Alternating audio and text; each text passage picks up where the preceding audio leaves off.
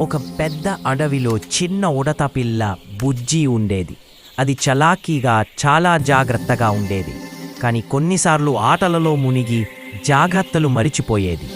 ఒకరోజు బుజ్జి చెట్టు మీద కాయలు సేకరిస్తూ ఉండగా దూరంలో ఒక నక్క దాన్ని గమనించింది.